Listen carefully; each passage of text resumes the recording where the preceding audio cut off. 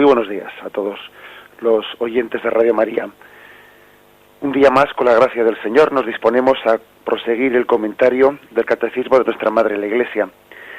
Lo hacemos hoy a partir de los puntos 733. El punto 733 al 736 tienen como epígrafe el Espíritu Santo, el don de Dios. Unos sencillos pero profundos puntos que nos quieren familiarizar con el don del Espíritu Santo.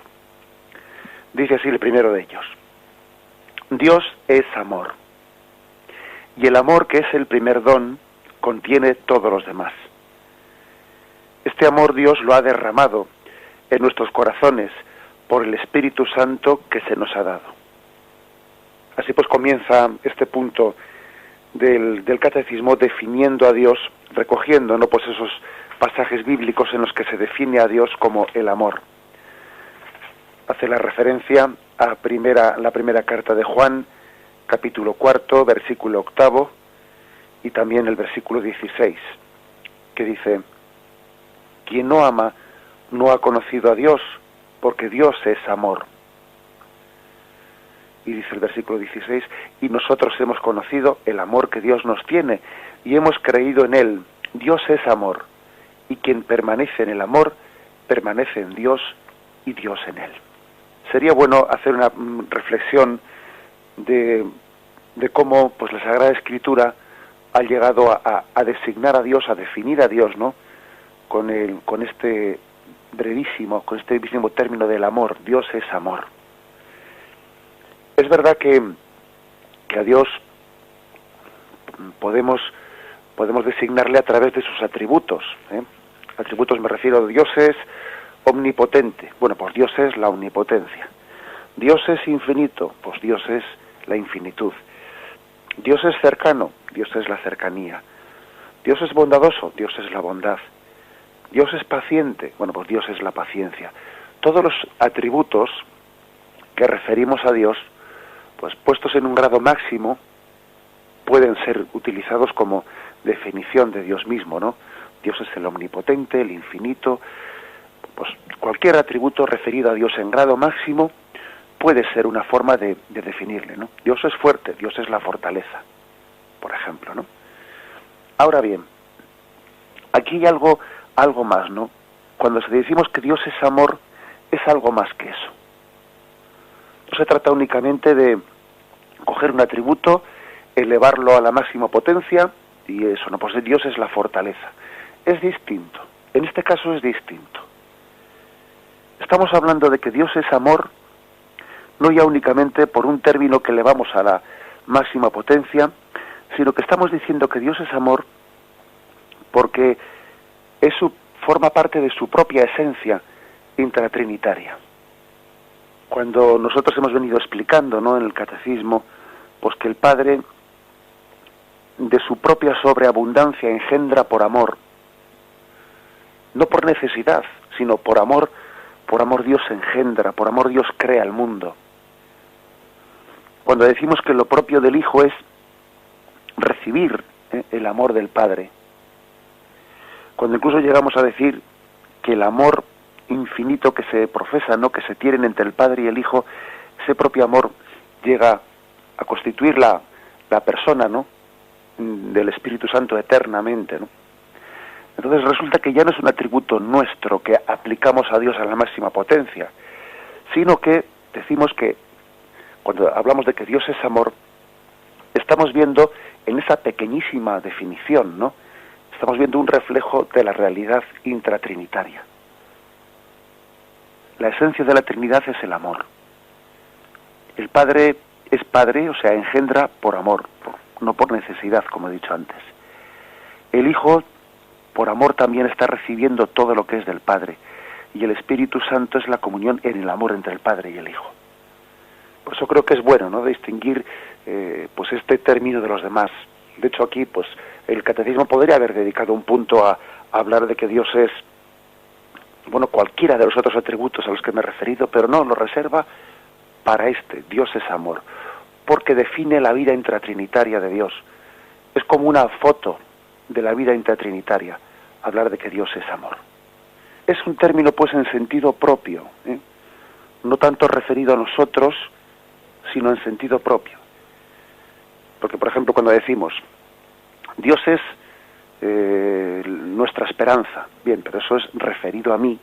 Puedo hablar de que Dios es nuestra esperanza, pero Dios en sí mismo no es una esperanza. Dios ya ha llegado. Espera el que no ha alcanzado. Dios ya ha alcanzado. Por eso no se puede decir en el mismo sentido Dios es amor o Dios es la esperanza. No, Dios es la esperanza para mí, que todavía no la he alcanzado plenamente. Pero Dios no es la esperanza, Él ya es el amor, que es distinto. Es distinto porque el amor es la plenitud, la esperanza es el camino de lo que está por alcanzar. Por eso podemos decir Dios es amor en sentido propio. Sin embargo, si yo digo Dios es la esperanza, eso no está dicho en sentido propio, está dicho en que para mí es la esperanza de ser alcanzado, que es distinto. Por eso, cuando decimos Dios es amor, no es tanto, como he dicho, no definir a Dios con el nombre de una virtud en grado máximo, no, sino que es como la esencia íntima de Dios revelada a nosotros. La esencia íntima de Dios que se revela a nosotros. No es una virtud humana que nosotros elevamos al grado máximo, no. El amor es definido como un reflejo de la esencia de Dios. Dios no es amor definido por una virtud del hombre, sino más bien al revés. La virtud del hombre, el amor, es un reflejo de lo que es Dios. Aquí el punto de referencia es el ser divino, ¿no? Y el amor nuestro es un reflejo del de Dios, y no al revés. Dios no es el amor, la virtud del amor que la proyectamos en Dios a la máxima potencia. Al revés, el amor nuestro es un reflejo de lo que es Dios en su esencia. Por lo tanto, decir Dios es amor, pues hay que decir que es el término más apropiado para hablar del ser de Dios. Quizás únicamente en la Sagrada Escritura hay otra expresión que podríamos pues también calificar como de la revelación propia de Dios, que es decir, Dios es la verdad. Posiblemente que sea el único término que sea comparable en cierto sentido. Cuando en Éxodo 3:14, ¿no?, en aquella revelación que tenía Yahvé a Moisés, le dice, yo soy el que soy. Con eso está diciendo, yo soy el que es. Es decir, soy la verdad de la existencia. Vosotros sois como una sombra del ser, sin embargo Dios es el que es, ¿no? Por lo tanto, estas dos definiciones, Dios es amor y Dios es el que es, o sea, es la verdad, son quizás las únicas pues definiciones en sentido propio, no en sentido, como he dicho antes, pues de apropiación a Dios de un término que elevamos, no, sino que son las únicas dos expresiones en la Sagrada Escritura que reflejan la esencia de Dios. Dios es amor. Y además, dice el Catecismo, y el amor, que es el primer don, contiene todos los demás. Al afirmar que Dios es amor, decimos todo el resto de las cosas. Dios es paciente, Dios es bondadoso, Dios es infinito, Dios es omnipotente. Al afirmarlo primero, en ello se contiene todo lo demás. Y bien, la afirmación del Catecismo es, y Dios nos ha derramado ese amor, su esencia, en el Espíritu Santo. En el Espíritu Santo, Dios nos ha derramado su propia esencia. No es que nos haya dado un poco de amor, como si el amor fuese pues casi un algo. No, el amor no es algo, el amor es alguien. Esta es la clave. Cuando decimos Dios es amor, a partir de ahí tenemos que entender que el amor no es algo, el amor es alguien. Entonces, cuando decimos Dios nos da su amor, no nos está dando una cosa, como si a veces pensamos que se nos echa ahí una especie de polvitos. No es como una especie de hada madrina que nos da algo. No, Él mismo se nos da. Decir Dios nos da su amor es decir Dios mismo se nos da, porque es una entrega personal, no es una especie de algo que Dios nos da. Y el amor de Dios ha sido derramado en nuestros corazones por el Espíritu Santo que se nos ha dado, que es como decir, el Espíritu Santo nos ha dado la comunión con Dios.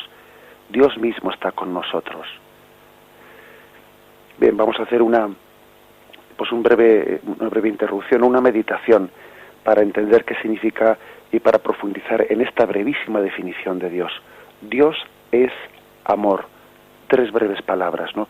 que quieren como condensar toda la revelación de Dios.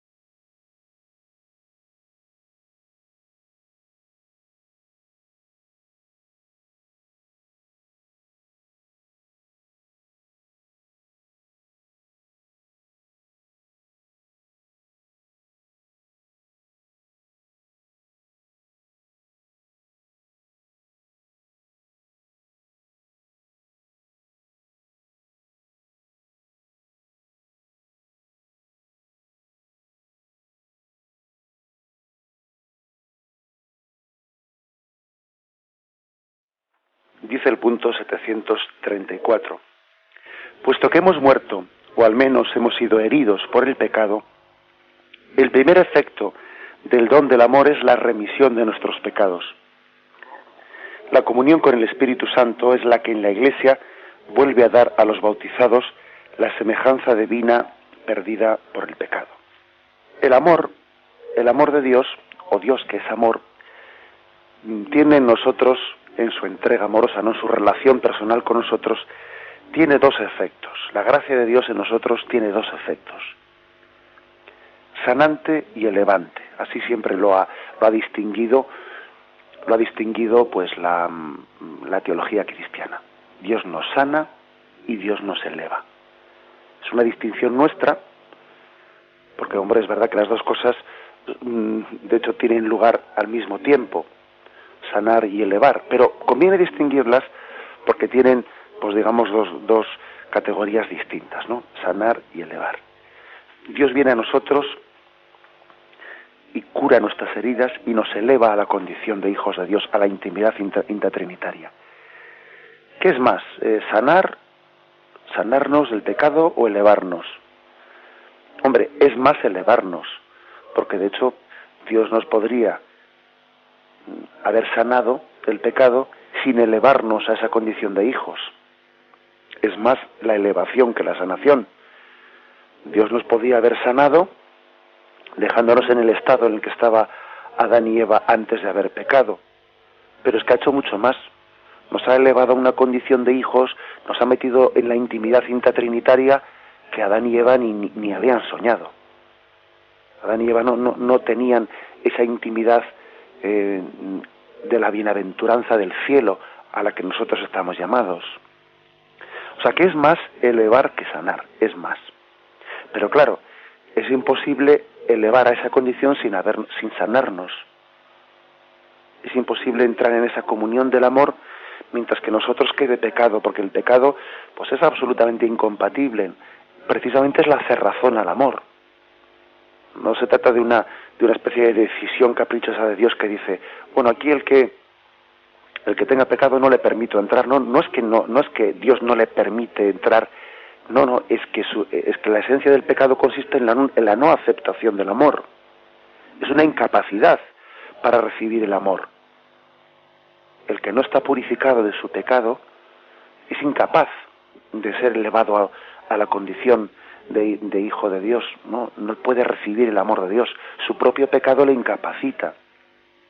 Bien, por eso dice que el primer efecto del amor de Dios es la remisión de nuestros pecados.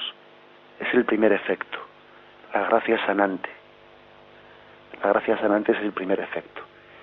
En esa parábola del buen samaritano, pues lo primero que hace aquel buen samaritano, imagen de Jesucristo, ¿no?, cuando se encuentra con aquel hombre apaleado, imagen de cualquiera de nosotros que somos pecadores postrados en el camino, lo primero que le hace pues es allí hacer una cura de urgencia, una primera cura de vendar esas heridas, no de ungirlas, y después le eleva, le carga sobre sí mismo para llevarle a la posada.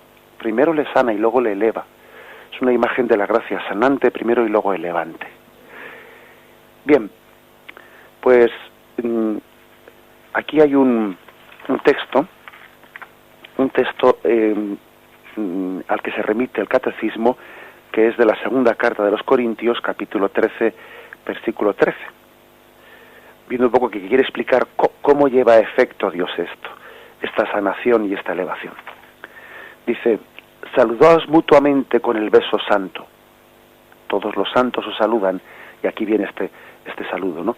La gracia de nuestro Señor Jesucristo, el amor del Padre y la comunión del Espíritu Santo sea con todos vosotros. Sabéis que la liturgia ha acogido pues este versículo lo ha tomado como un saludo de la Santa Misa al inicio, ¿no? La gracia de nuestro Señor Jesucristo, el amor del Padre y la comunión del Espíritu Santo. Es como una explicación de qué forma, ¿no? Pues se nos da a nosotros ese amor que es sanante y es elevante. Es verdad que cuando atribuimos de esta forma a Dios, ¿no? A las personas de la Santísima Trinidad, la gracia de Jesucristo, el amor del Padre, la comunión del Espíritu Santo, es verdad que también podría atribuírseles de una forma distinta. También se podría decir el amor de Jesucristo en vez del amor del Padre, o la gracia del Padre, podría decirse de otra forma. De hecho, en otros saludos trinitarios del Nuevo Testamento se dice de otra forma, que tampoco es que cuando decimos el amor del Padre, pues también es el amor del Hijo, también es el amor del Espíritu Santo. Pero el hecho de que pudiese también atribuirse de otras formas a las personas de la Santísima Trinidad no quita que haya una gran riqueza en esta forma de expresión, de este versículo de San Pablo, que es bueno que meditemos. La gracia de nuestro Señor Jesucristo, el amor del Padre, la comunión del Espíritu Santo. ¿Cómo se quiere, cómo podríamos un poco desmenuzar estas tres expresiones? Bueno, pues la gracia de nuestro Señor Jesucristo, esa gracia es redentora. O sea, precisamente Jesús lo primero que hizo fue sanarnos. Para poder recibir el amor del Padre, primero era necesario lavarnos las heridas, porque estábamos incapacitados para ser elevados y para recibir el amor del Padre. Por eso se dice primero la gracia de nuestro Señor Jesucristo. Sin Jesús Redentor es que no podemos recibir pues esa responsabilidad que tenemos todos en el amor con Dios. Si Jesús no nos ha limpiado y no nos ha lavado profundamente, ¿no? ¿Cómo vamos a recibir a Dios esposo de nuestra alma? Es que es imposible. Por eso dice primero la gracia de nuestro Señor Jesucristo. Luego dice el amor del Padre.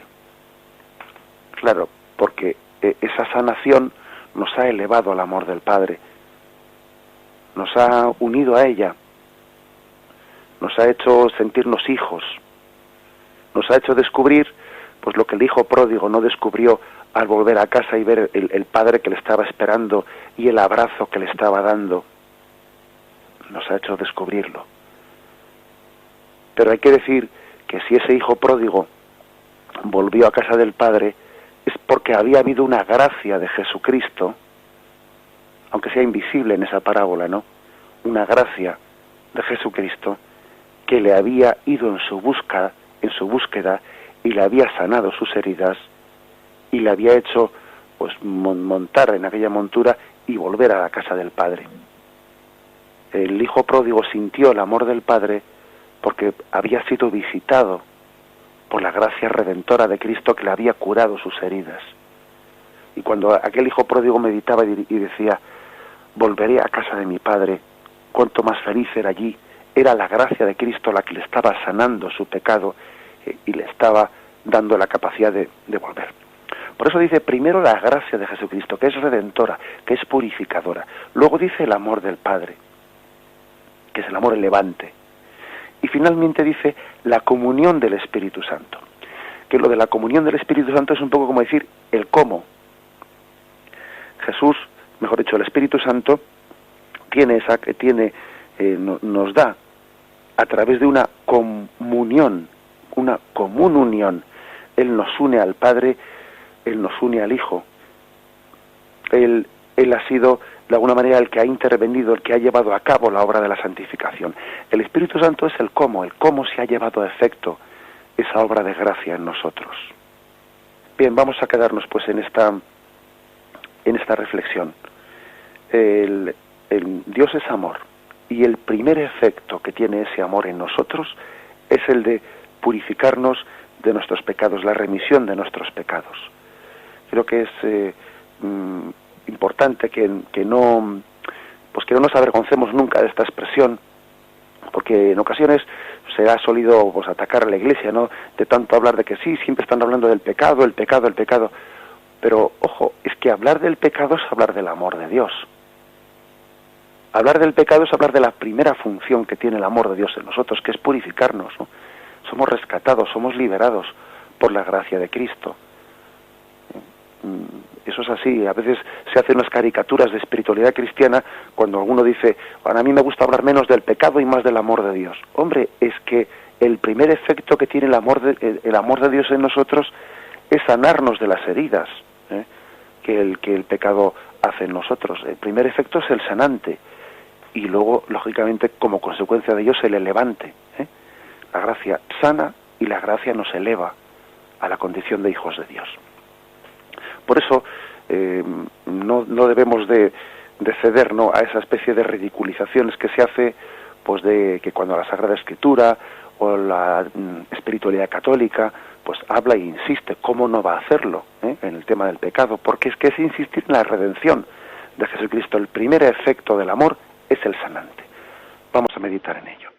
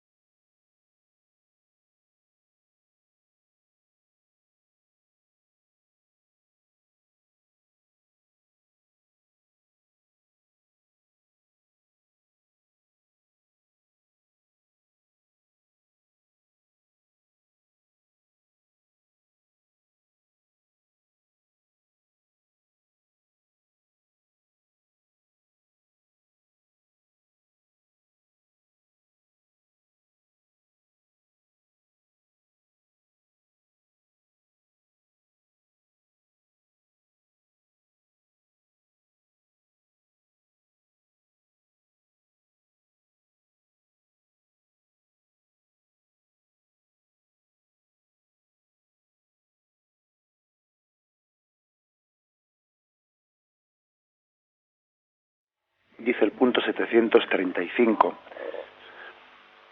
Él nos da entonces las arras o las primicias de nuestra herencia, la vida misma de la Santísima Trinidad, que es amar como Él nos ha amado.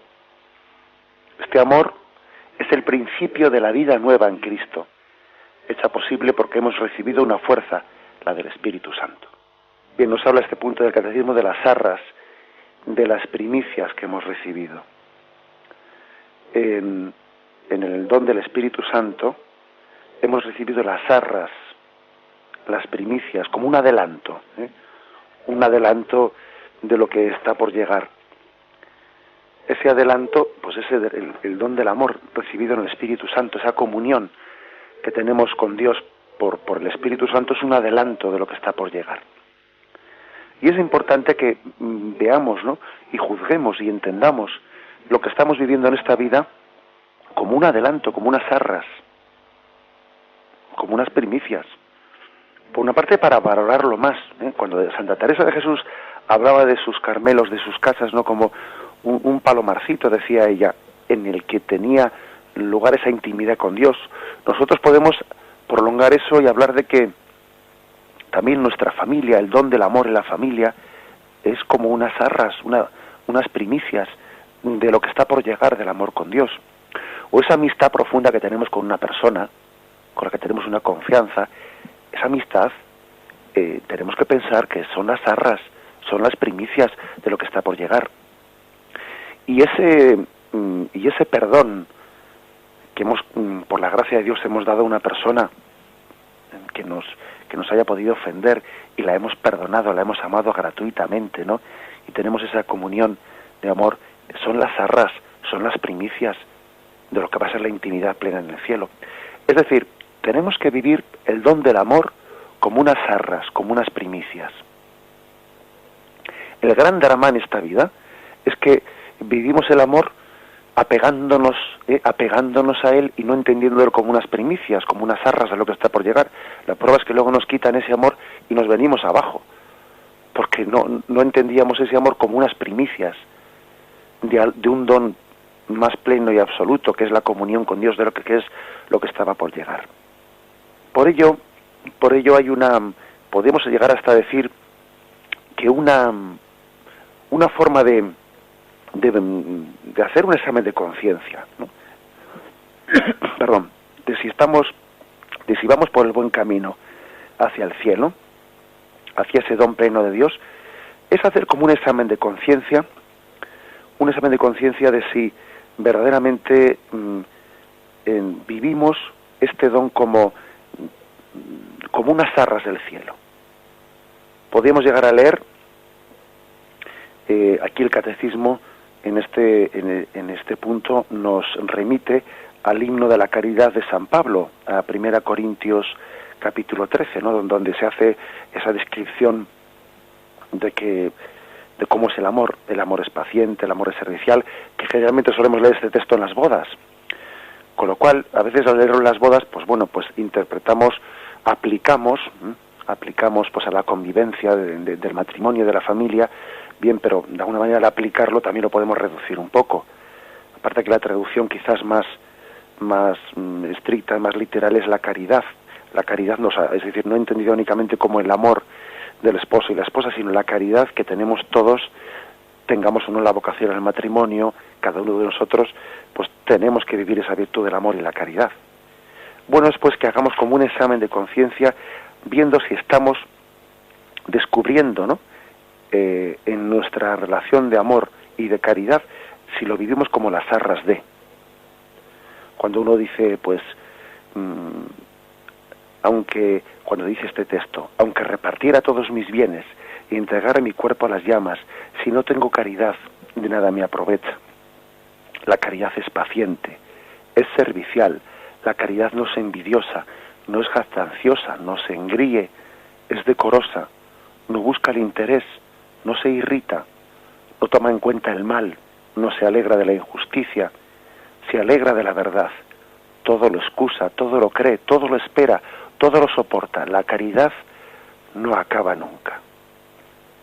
Digo que es un buen examen de conciencia, y yo os invito a que lo hagáis, que en alguna ocasión, incluso antes de recurrir al sacramento de la confesión, que en alguna ocasión echemos mano de este texto de primera carta de los Corintios, capítulo 13, y hagamos nuestro examen de conciencia desde esta descripción de cómo es la caridad, y ver si yo estoy viviendo esas primicias, si estoy viviendo esas arras, esa primera entrega de lo que es el amor de Dios, o me estoy alejando de ello. Ahí tenemos un buen termómetro de saber si vamos camino del cielo, porque Dios es amor, o vamos por un camino errado.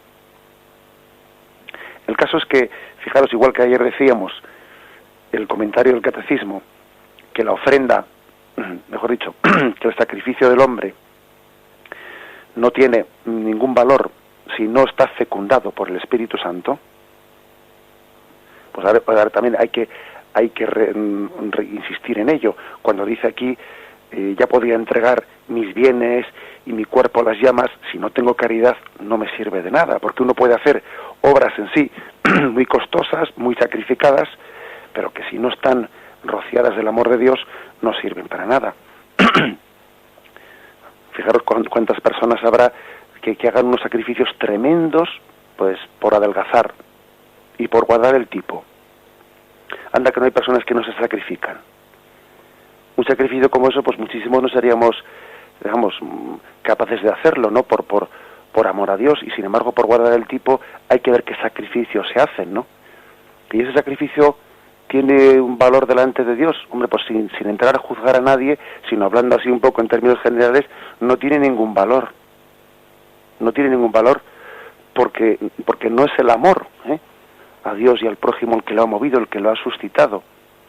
Puede ser que sí, que una persona bueno, pues ofrezca ese sacrificio concreto al Señor, pues por amor, movido por el amor de Dios y para el amor de Dios. Pero en esta cultura en la que nos desenvolvemos, se pueden hacer grandes sacrificios sin que sean inspirados ni movidos por el amor de Dios. Y dice aquí ese texto: ya podría entregar mi cuerpo a las llamas, si no tengo caridad no me aprovecha de nada.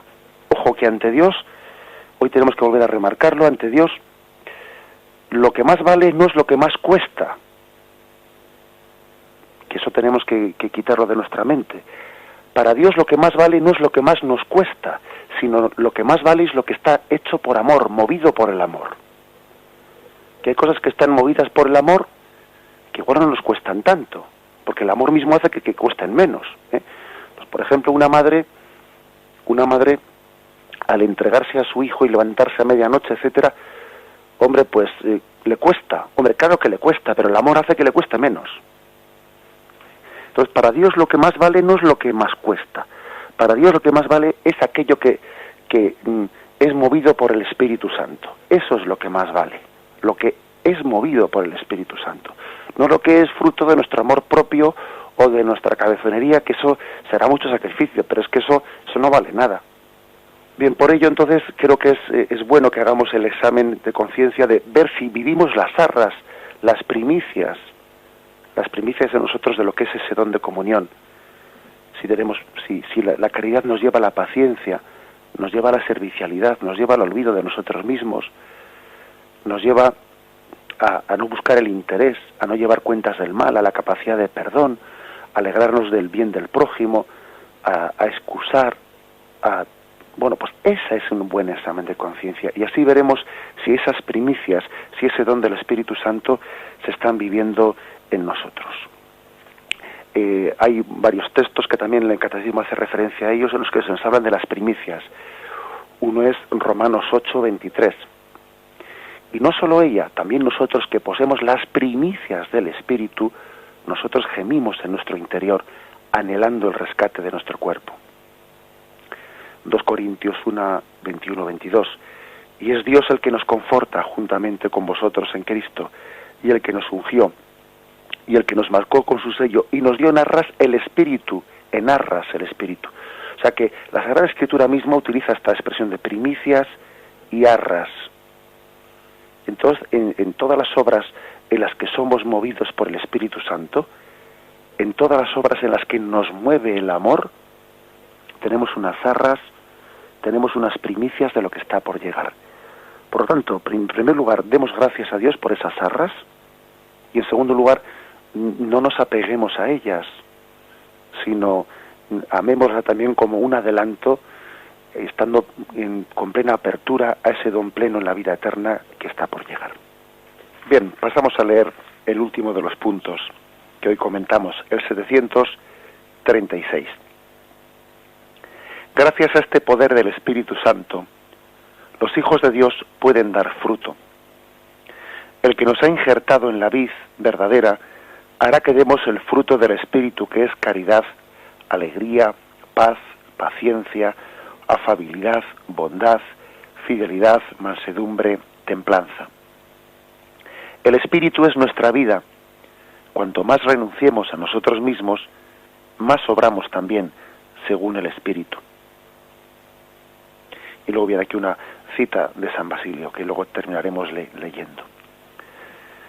Bien, pues en este punto el Catecismo nos habla del Espíritu Santo como aquel que nos pone en comunión con Dios. Dice el que nos injerta en la vid. La vid es imagen de Jesucristo. La vid es la imagen de esa relación que hay de filiación entre Cristo y el Padre. Y nosotros somos injertados en la vid por Cristo. Una hermosa imagen que ya hemos tenido ocasión de comentar en este programa del Catecismo, pero que es pues fundamental, ¿no? Lo propio del Espíritu, cuando decíamos antes la gracia de nuestro Señor Jesucristo, el amor del Padre, la comunión del Espíritu Santo. La comunión es precisamente el injertarnos en la relación, en esa relación de filiación que hay entre el Padre y el Hijo. Sabemos lo que es ese injerto, ¿no? Desgraciadamente, cada vez en un mundo más urbano vamos desconociendo muchas imágenes del campo que Jesús utilizó pues en los evangelios, pero el injerto es precisamente pues meter esa esa pequeña rama dentro de un tronco, para que esa pequeña rama dentro de un tronco coja vida, coja savia de ese tronco, ¿no? De esos vasos capilares que pasan por las venas, ¿no? De ese tronco. Esa es lo que hace el Espíritu Santo en nosotros. Nos injerta en esa vid que es Jesucristo, para que también nosotros seamos hijos en el Hijo. Y el Padre nos llame también a nosotros hijos. Cuando ve a su Hijo, nos está viendo a nosotros. Y cuando nos ve a nosotros, está viendo en nosotros la imagen de su Hijo. El Espíritu Santo nos injerta. De manera que lo lógico es que el que esté injertado dé frutos propios, ¿no? de esa nueva vida.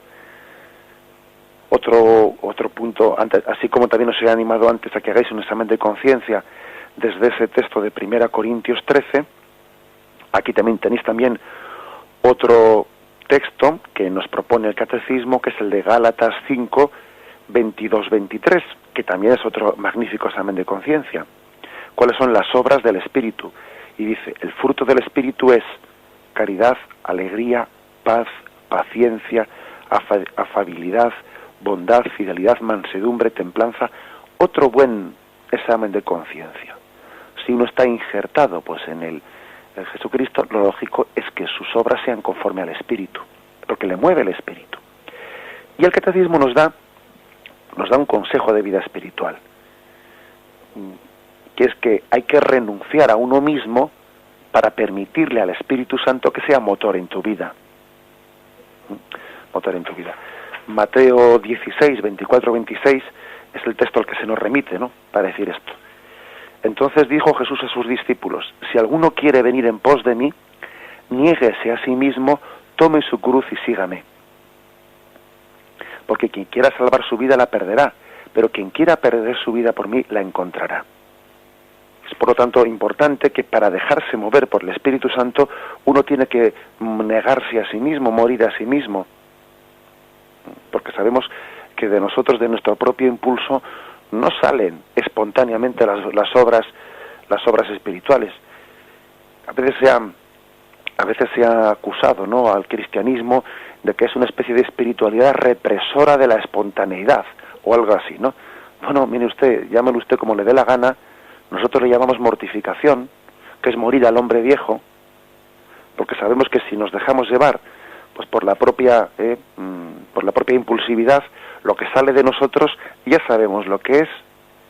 Pues eso, ¿no? Pues la ley de la selva, egoísmo y todo el mundo en torno a mí. Por eso lo que este mundo que no conoce a Cristo llama espontaneidad, ya lo conocemos, aunque le pongas esa palabra bonita. Eso que el mundo llama espontaneidad y naturalidad, pues no es más que los impulsos del hombre pecador. Que es que todo el mundo tenemos el hombre viejo ahí escondidito, debajo de la piel.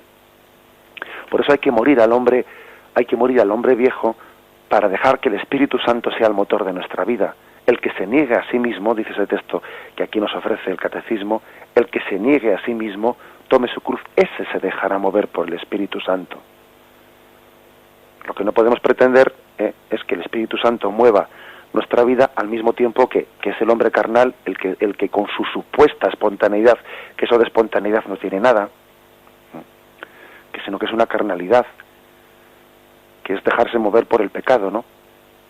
Pues bueno, si o es el Espíritu Santo el que toma las riendas de nuestra vida, o somos nosotros.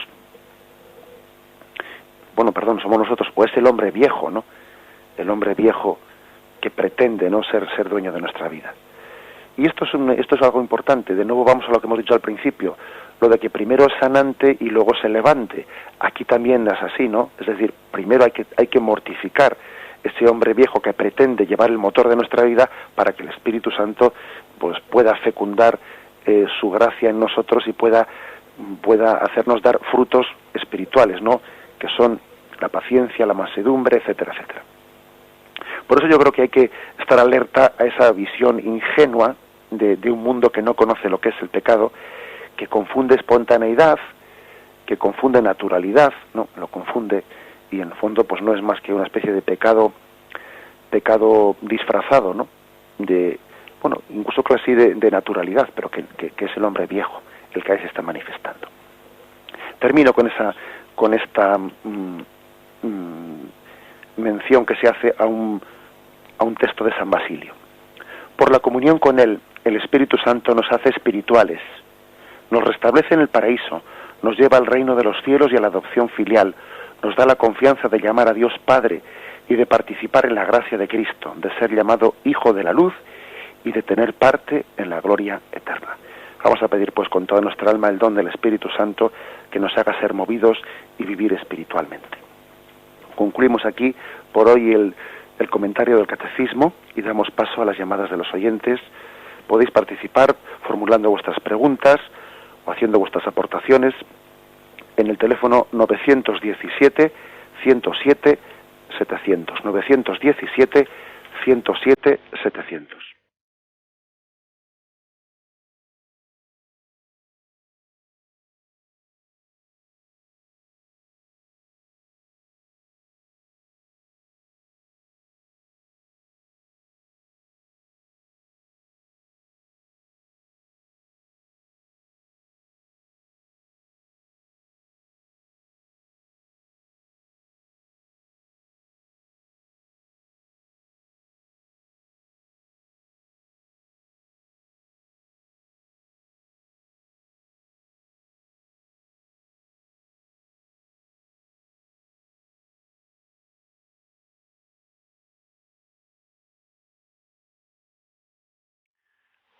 Buenos días, ¿con quién hablamos? Buenos días, padre. Buenos días. Bueno, esta doctrina del catecismo de la Iglesia tan impresionante, ¿no? De que Dios, que es amor, nos inserta en él de tal forma que podemos ser pues unos con él, es lo más que se puede escuchar y el mayor don que Dios nos puede hacer, ¿no? Entonces yo siempre me planteo, porque antiguamente cuando éramos jovencitos nosotros siempre en los ejercicios, en los retiros, en toda hora que empezábamos, se empezaba invocando al Espíritu Santo. Ven Espíritu Santo, llena los corazones de tus fieles y enciende en ellos el fuego de tu amor. Envía tu Espíritu y serán creados y renovarán la faz de la tierra. Esto es una cantinela que tenemos metida en el corazón y que somos incapaces de hacer nada sin empezar así. Entonces echamos de menos actualmente en la Iglesia. Y otra cosa, ¿por qué en la pastoral de evangelización, de la nueva evangelización, no se emplea el catecismo como está usted haciendo estos días, en las homilías, en las predicaciones, en los retiros, en todo? Porque realmente es lo que Dios quiere de nosotros, yo pienso. Le agradecemos mucho su llamada. Le doy una pequeña así reflexión por la radio. Pues bueno, pues es cierto que yo creo que sería bueno que las dos sugerencias ha hecho la oyente, tanto como que el catecismo sea mucho más la fuente de nuestra predicación, de nuestra reflexión, porque es que es un tesoro pues yo diría de condensación que ha hecho aquí la Iglesia, que además en los tiempos en los que estamos, en los que hay pues un cacao mental tremendo, ¿no? Una confusión tremenda, me parece un milagro del Espíritu Santo, que justo en estos tiempos de confusión la Iglesia católica haya sido capaz de ofrecer una condensación, ¿no?, de la fe, de la moral, de toda la doctrina sacramental y espiritual como esta. Eso solamente se explica por un milagro del Espíritu Santo, que en tiempos de confusión precisamente la Iglesia ofrezca pues un tesoro como este. Y también creo que es buena, recojo también esa reflexión que ha hecho la oyente de la importancia de comenzar nuestras reuniones invocando al Espíritu Santo. Creo que es importantísimo que nos dejemos mover por él, que por ejemplo al inicio de una reunión pidamos que el Espíritu Santo sea el motor de esa reunión, que seamos inspirados por él en las palabras, en las reflexiones. Es hermosísimo y necesarísimo, ¿no?, pues invocar al Espíritu Santo. Adelante, damos paso al siguiente oyente. ¿Con quién hablamos? Buenos días. Mire, ¿nos podría explicar, precisar un poquito más en toda esta economía de la Trinidad que usted está explicándonos? ¿Cuál es exactamente entonces el papel de la Eucaristía? No se me ha quedado muy claro. Parece que hace como doble empleo con con la acción del Espíritu Santo. Bien. Se refiere usted a la Eucaristía, ¿de acuerdo? Le respondo que sea brevemente por la radio. Bien, ayer hacíamos una referencia a que la Eucaristía, pues que evidentemente pues de las tres personas de la Santísima Trinidad, pues recibimos a la persona del Hijo en la Trinidad, en la Eucaristía. Ahora bien, es cierto que esa presencia eucarística es un don del Padre, es un don del Padre. El Padre nos da al Hijo en la Eucaristía, y al recibir al Hijo, el Hijo nos introduce en esa comunión con el Espíritu Santo. Yo suelo pensar cuando en el momento de la poscomunión, bueno, pues que la presencia en las especies eucarísticas lógicamente se disolverá, pues en la medida en que las especies también son, bueno, pues son absorbidas por el cuerpo humano, pero que esa presencia de Cristo alimenta la inhabitación del Espíritu Santo. Por lo tanto, recibir la Eucaristía es fuente de la inhabitación de la Santísima Trinidad en nosotros, ¿no? La inhabitación que especialmente apropiamos al Espíritu Santo, pero que se puede decir de la Santísima Trinidad. Por eso dice: quien come mi cuerpo y bebe mi sangre, habita en mí y yo en él. Y este texto de San Juan une la Eucaristía con la inhabitación en el Espíritu Santo. La Eucaristía, por lo tanto, es un don del Padre a nosotros y es fuente que alimenta la inhabitación de la Trinidad en nosotros. Adelante, damos paso al siguiente oyente. Pues mire, usted quería hacer una pregunta, era sobre el tema que se está tratando fundamentalmente y se ha tratado estos días anteriores. Resulta que el alma y el cuerpo y el espíritu están pues regidos, pues como bien sabemos, por la conciencia, pero se ha perdido, como usted bien ha dicho, la conciencia de pecado. Entonces, como bien sabemos, pues por poner un ejemplo, el cuerpo, digamos, es como un caballo y el alma es como el jinete, la conciencia, perdón, es como el jinete que debe de conducir esos impulsos hacia actos virtuosos y no hacia vicios o pecados, ¿no? Realmente pienso que el Espíritu Santo es el que ilumina para que nosotros podamos alcanzar y vivir todos estos factores, pero es importantísimo la educación moral y la educación sobre todo en la juventud y en las personas también adultas, ¿no? Y esto quizás se está demorando un poco, o falta. Me gustaría que en breves momentos pues me explicara usted un poco a ver cómo se está atajando esto desde la Iglesia, desde las delegaciones de enseñanza religiosa, desde las catequesis y demás. Muchas gracias. De acuerdo, aunque sea brevemente porque nos va a permitir quizás mucho tiempo, pero y concluimos con esta llamada. Aunque sea brevemente, hago una indicación. Bueno, quizás yo le haría una matización en la exposición que ha hecho. No es tanto que el alma tenga que ser el jinete que conduzca el cuerpo, porque también el alma tiene que ser conducida. También el alma, es decir, no únicamente es los pecados ligados un poco a carnales, ¿no?, los que tienen que ser conducidos, sino también puede haber pecados más espirituales en nosotros, más de orden, pues digamos, puede ser el orgullo, la soberbia, etcétera. Quien tiene que dirigir, pues ese jinete, ¿no?, quien tiene que dirigir, pues esa especie de carromato, que pues es el Espíritu Santo. Entonces yo diría que el Espíritu Santo tiene que conducir, pues nuestro cuerpo, nuestra alma, y pues para que no sea regida por carnalmente, sino que vivamos espiritualmente, que sea el Espíritu Santo el motor de nuestra vida. Claro, con respecto un poco a las explicaciones, a cómo llevar adelante pedagógicamente, que es lo que usted parece también que en la parte final de su pregunta indica, ¿no? Pues creo que para mí es muy importante que nosotros en nuestra pedagogía católica hablemos de la importancia de la purificación, porque yo creo que se ha extendido pues en nuestra pedagogía actual, no digo en la católica, sino en la pedagogía laica, pues una concepción ingenua en la que jamás se habla de pecado, jamás se habla de tendencias a purificar en el hombre. Y claro, cuando uno quiere educar a un niño, educar a un joven o educar a un adulto, ¿no?, cuando quiere educarle sin hablar del pecado original y sin hablar de la debida purificación, pues es que está conducido al fracaso, al fracaso.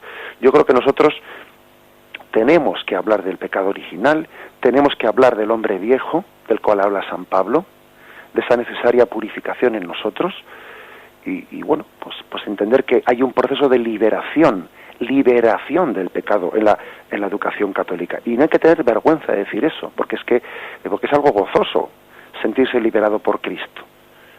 El hombre tiene que ser liberado, ¿no? Y liberado de todas sus tendencias carnales, pues que le conducen a la muerte. Yo, por ejemplo, creo que es importantísimo recuperar la predicación sobre el pecado original y sobre todo la necesaria liberación espiritual. Luego resulta que la gente se va a las religiones orientales y allí se ponen a hablar de la purificación del nirvana y de no sé qué, y se pone eso de moda, olvidando como tenemos que predicar nosotros, ¿no? Tenemos que predicar la importancia de la liberación de Cristo y la purificación del hombre viejo. Bien, dejo aquí, porque nos hemos pasado en la hora, dejo aquí este comentario y damos gracias a Dios por haber podido compartir esta doctrina, este comentario sobre la doctrina de nuestra Madre la Iglesia. Continuaremos a partir del punto 737, si Dios quiere. Alabado sea Jesucristo.